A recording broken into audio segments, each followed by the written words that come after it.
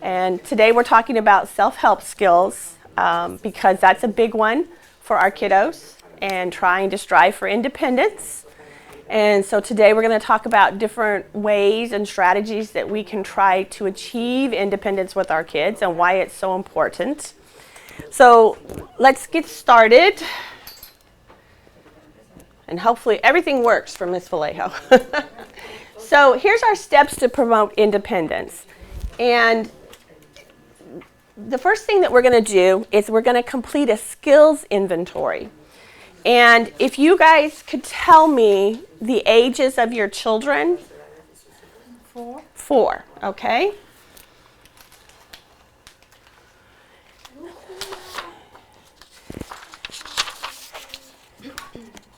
And Winston is how old?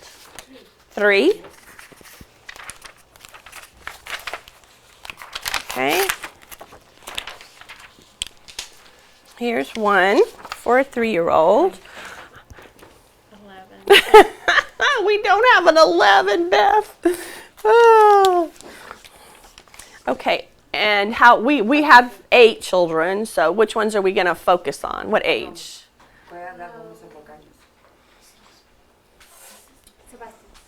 Okay, and you could do more than one. I have them in Spanish.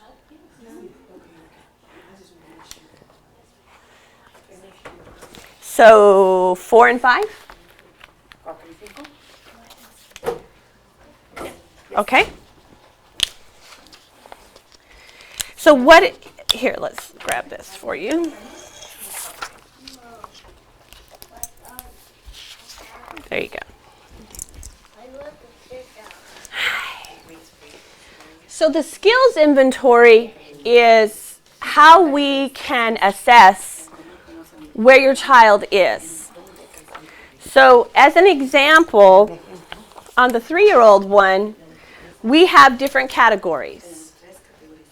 We have social emotional, language and communication, cognitive learning, and movement physical learning.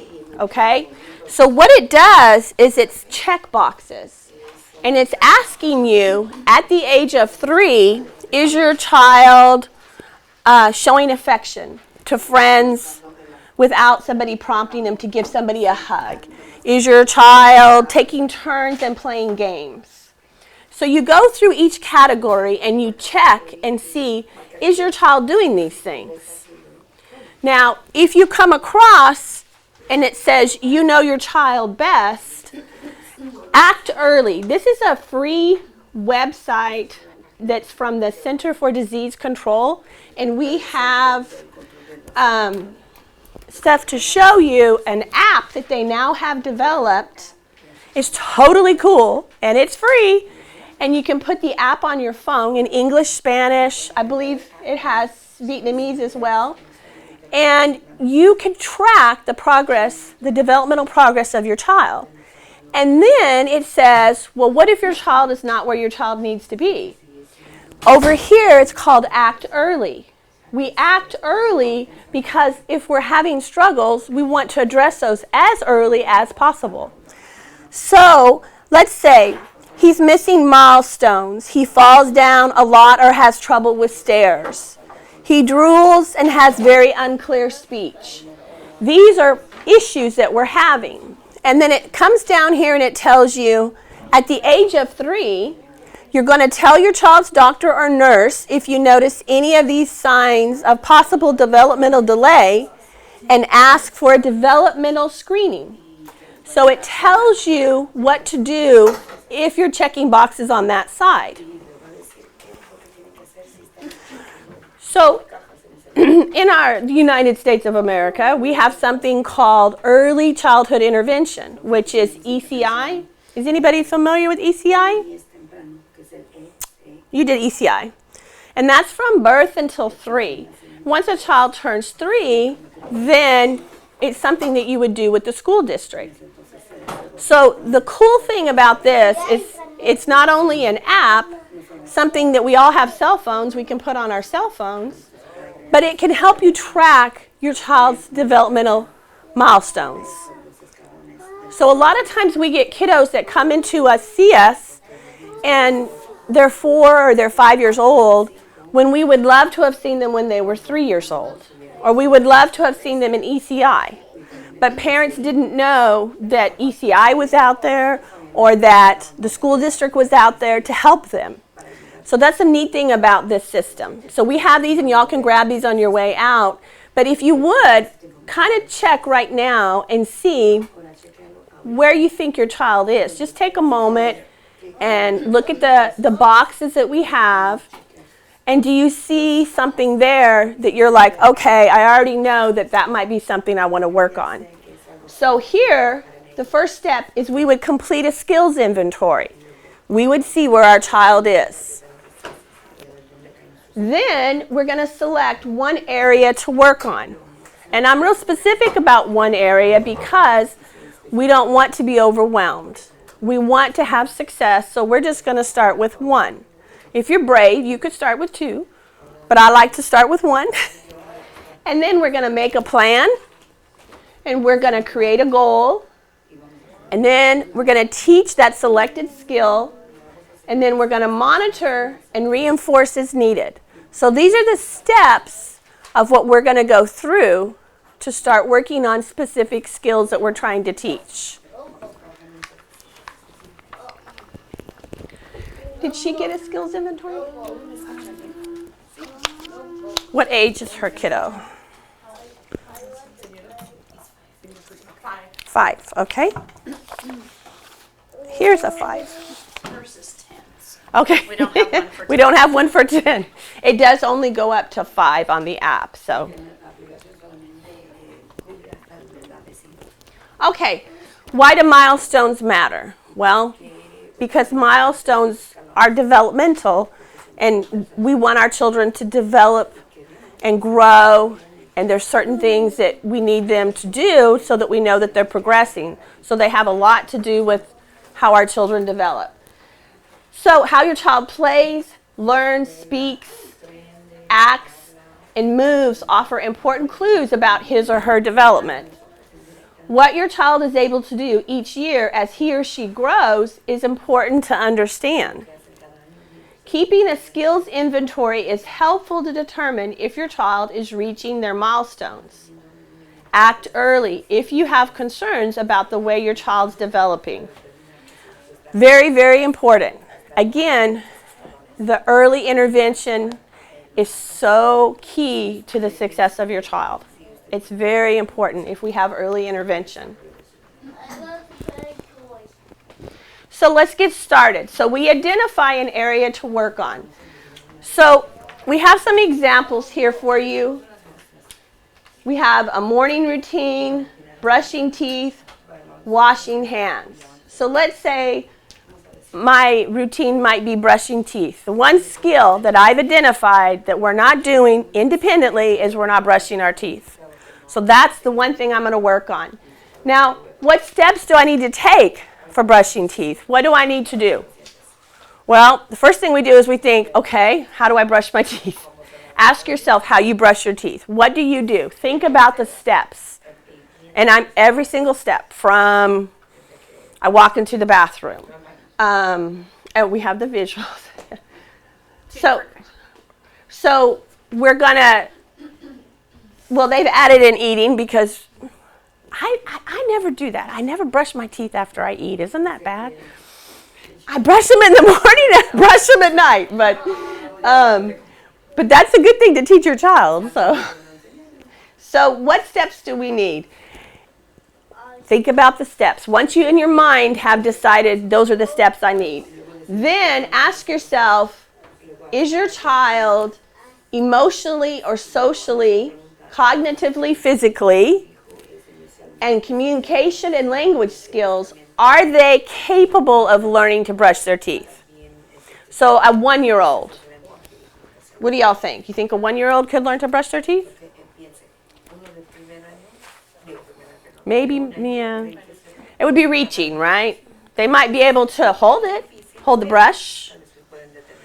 Would they get, they might, it just depends. So would I look for a 2-year-old to be able to brush their teeth? Probably more so, right? A 3-year-old for sure should be able to brush their teeth.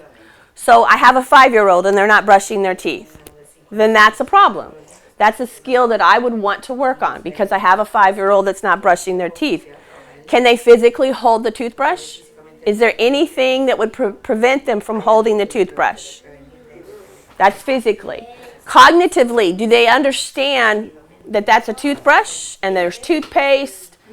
Yes, hopefully that they do understand that. So you have to ask yourself, can they do it? And then it's their behavior. If you take them into the bathroom and they are screaming when you try to brush their teeth, that would be a problem, right?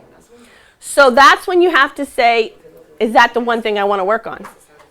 Do I want to work on brushing teeth? Or is there something else that I need to work on as well that might go better than brushing teeth? But at some point you have to tackle brushing teeth. And we'll talk about that in a way maybe to help with that. So let's say we do brushing teeth, we make a plan, and then these are the examples, as Amie showed you, of visual schedules that will help reinforce how to brush teeth. So let's talk about how we teach it. So teach the skills needed. We're going to make a list of what we need. Of course, I need a toothbrush, I need toothpaste, I might need a cup if they want to drink and switch from a cup. I might need a towel on the counter. I might need a visual schedule to put in front on the mirror in the bathroom. One to hold. I think, let's see. Okay. So here's one that I might cut here and put it on the mirror in the bathroom. This is one I might use to actually, show, okay, here's the wet the toothbrush. Here's toothpaste on the brush, brush the teeth, spit the water in the sink, rinse the toothbrush. So I might use both different types of visual schedules. So gather materials, prepare the environment. Remember, when we talk about getting kids to go places, like they don't usually hang out in the bathroom a whole bunch. I mean, there's no TV, there's no, fun stuff in there. Make the bathrooms fun. Put things in there that might make them want to go into the bathroom. If they like SpongeBob, put SpongeBob in the bathroom. But you're trying to create an environment where they want to go. So think about that when we talk about the bathroom. Be positive, don't stress. Ms. Vallejo says, don't stress the mess. Don't stress. So suggested strategies. Here's our visual schedules. Now social stories. Social stories are any type of story, like if you go to the bookstore, and like one of my favorites is All by Myself. It's a social story book about doing things all by myself. There's ones for brushing teeth. There's ones for dressing. These are really good to read with your child, to be repetitive, that you're reading the book every single day. I dress by myself. I brush my teeth by myself. So I love to go to half-price books. I think they have great books. They're not expensive. You can order anything on Amazon. But look for books that talk about that skill that you're trying to teach. And read the book to your child often. Video modeling. So Ms. Vallejo is going to try to show a video. But video modeling is when you actually videotape either the child doing the skill or a peer, like if you have another sibling, and they'll do the skill for you, like you have lots to practice with. So if you got an older brother and you videotaped him brushing his teeth, and then you show the video to the child that you're trying to teach to brush the teeth. A cousin, there's lots of YouTube videos. But that also helps. And parent modeling, of course, you're modeling the steps of brushing teeth. So those two things, children watching videos, we know they love electronics, so it just reinforces the learning. And they'll watch it over. And they love to watch themselves. So if you can get them to participate, that's a good thing also. The backward chaining, and that's a separate handout that we have. It's a fancy term for what I call teaching backwards. We're teaching backwards. And the way I like to explain backward chaining is that think about the steps that it takes to do something. We start here and we work here. So if I start here and I'm supposed to know all these, but I haven't learned them yet, I have a lot of anxiety when I start right here because I don't really know the rest of the steps. So if we teach hand over hand with visual supports, verbal prompting, and we're teaching the skill, and then we get to the end and we teach the last step. So in brushing teeth, the last step would probably be rinsing the toothbrush. So now the last thing I'm going to start with is rinsing the toothbrush. That's the skill that I'm going to focus on, and I'm going to teach that skill. The last skill first. But I'm going to go through the steps, and then I'm going to teach rinsing the toothbrush. So every time we practice, and then they're going to hopefully know that one last step first. And then we're going to back up and then teach the next step. So I hope that explains it. It's like I see my pictures because people are doing them with me. And then the very last step is the step I teach first. Okay, any questions on? Yes. I know there's a question.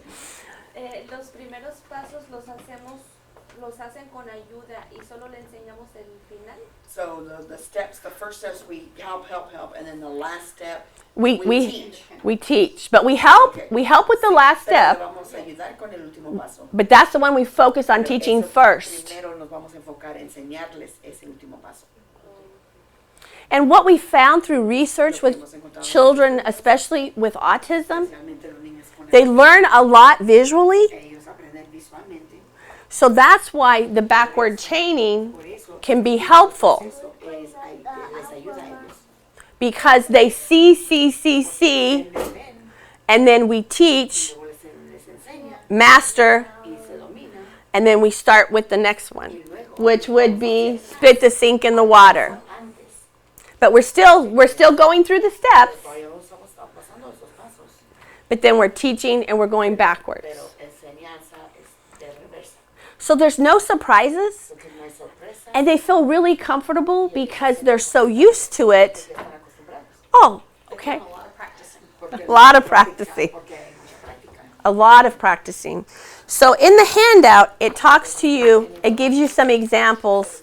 For instance, if you're putting your shirt on, and we'll show you the video if we cross our fingers. Katie is putting on her jumper. First, she picks the jumper up. Katie puts the jumper over her head and puts her head through the head hole. Katie puts one arm through the first armhole.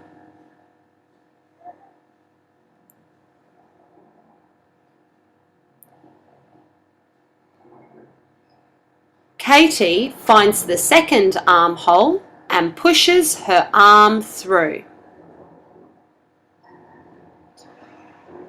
Katie pulls the jumper down. She fixes the neck and pulls the jumper down again. Katie is finished. So you heard her talking every step. Escuchó cada paso que So this would be the video modeling where el modelo de video they've gotten someone, or Katie has learned, que ella me ha aprendido. but they have video modeled and recorded it so that she can go back and watch it over and over of the steps to get the shirt on. So that's called video modeling. Then we have backward chaining. We add the visual supports. So all of these things help teach children, especially children with autism, on how to complete those self-help skills. Are there any questions on the different strategies? Algunas preguntas sobre las diferentes estrategias. Okay, all right. So now we'll see if Miss Vallejo can get back here. Okay, here we go.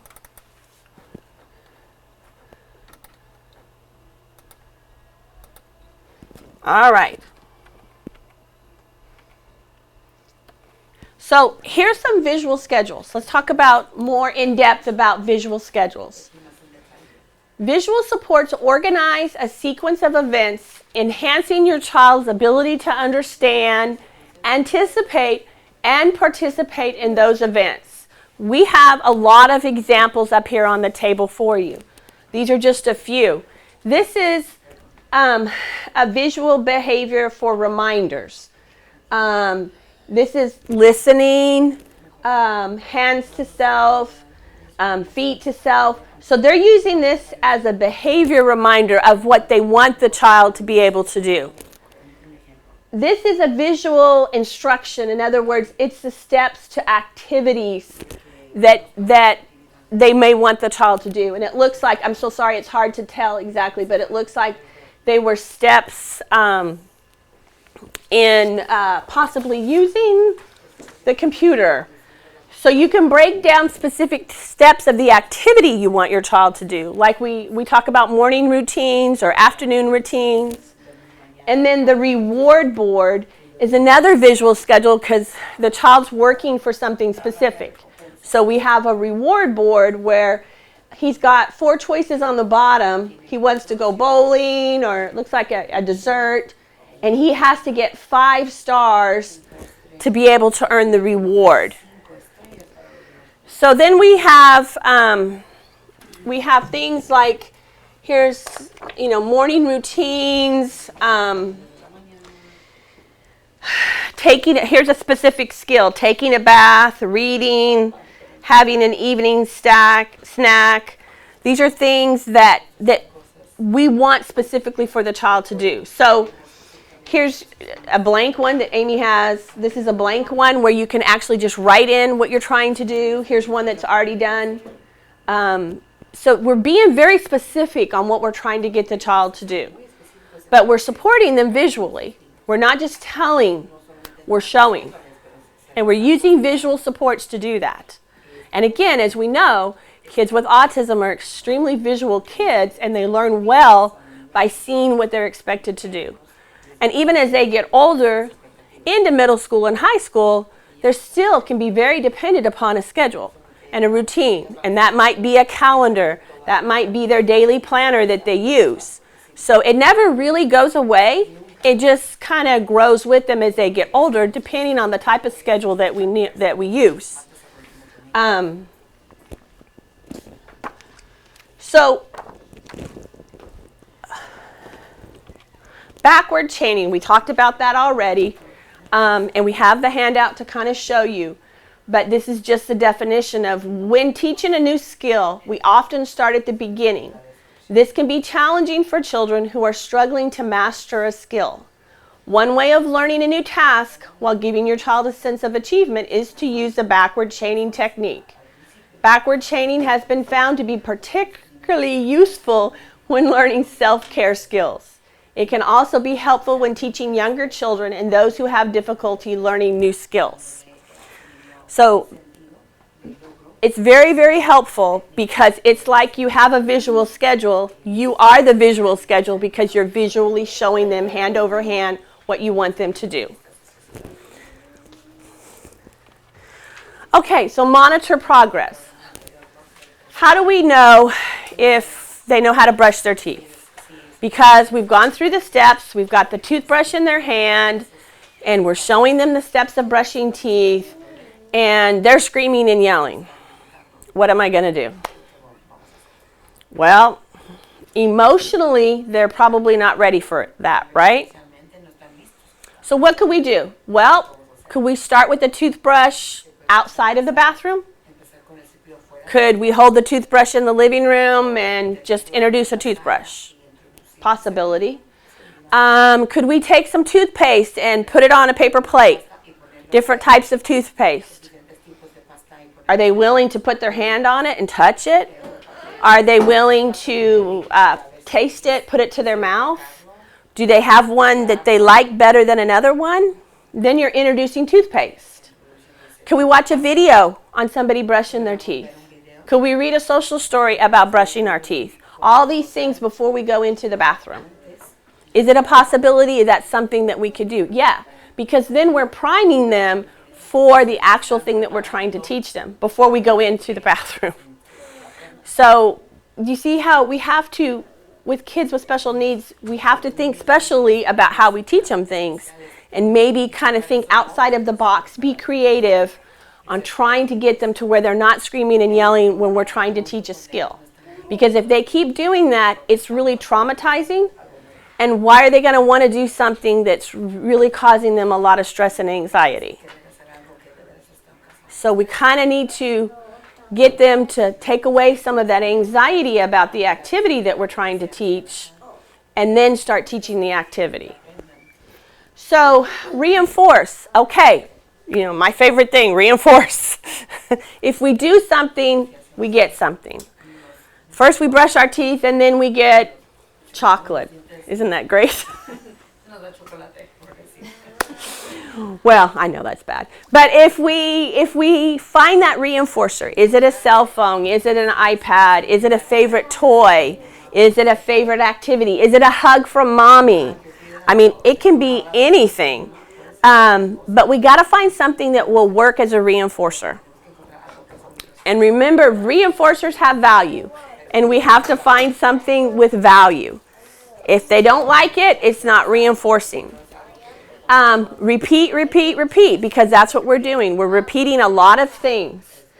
And as I say, have patience, don't give up, you can do this. Our whole goal is independence. So remember, it's going to take a while. It can take anywhere for, a month or more to teach a skill.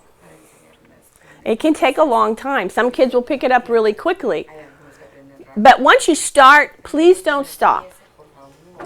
Because you've introduced everything, you've done all that work, and we want you to continue that work until you get to where that goal is mastered.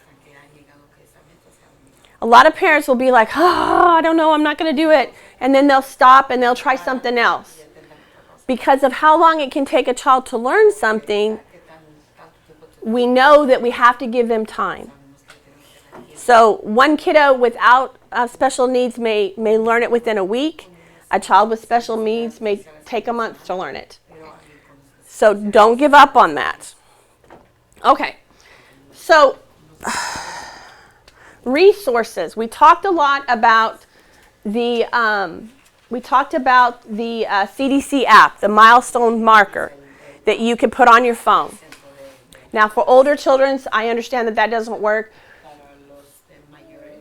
But that is something that you kind of, at that point, you're going to shift from those self-help skills to maybe more cognitive skills that have to do more with following directions, listening. It shifts a little bit.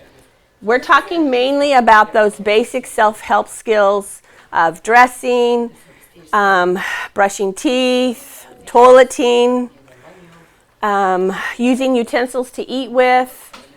I'm trying to think of what else. Drinking from a cup. Okay. No, chores are important. Absolutely. Yes.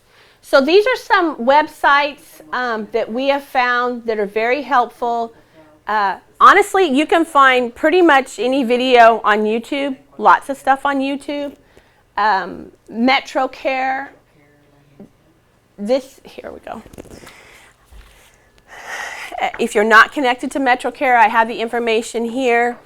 MetroCare is the local MHMR authority for Dallas County, and they do have an autism center.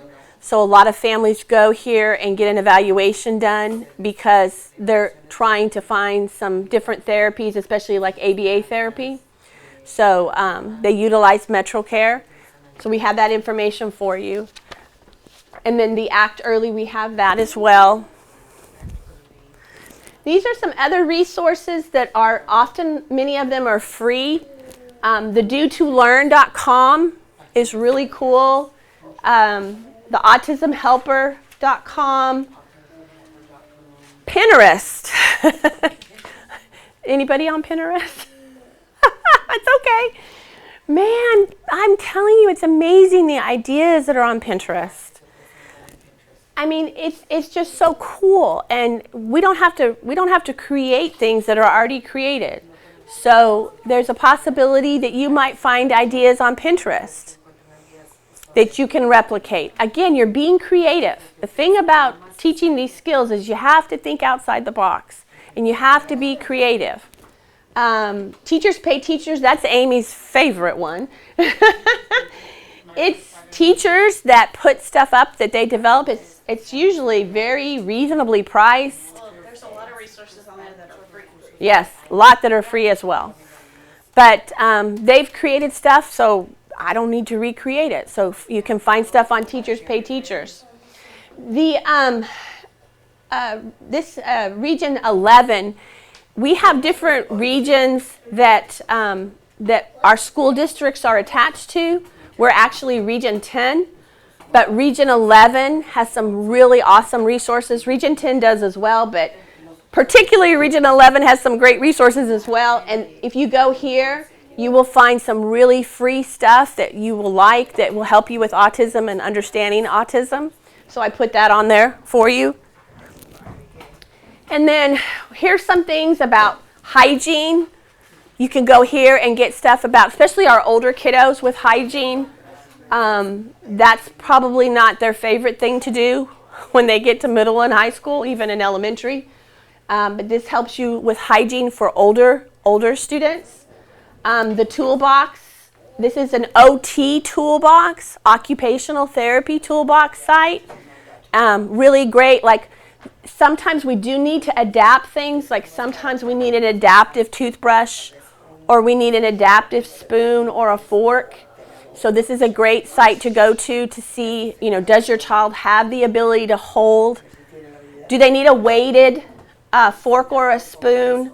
Some kids, they'll hold it more because it's got a weight to it. So this is a good website. Here's one on emotions and feelings, different games and activities. Because again, we need to make sure that the kid emotionally is ready to learn the skill that we're trying to teach. Oh, goodness. The Calm Down Kit, I love this one right here. Helps with those meltdowns that we have.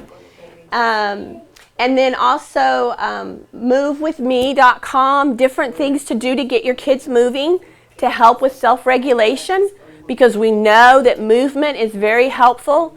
Kids with autism really like to be moving. We know they stem off of different things, and we can do different activities with them to help with that brain balance. That's a great site. And then we have notes. So we're at the end. So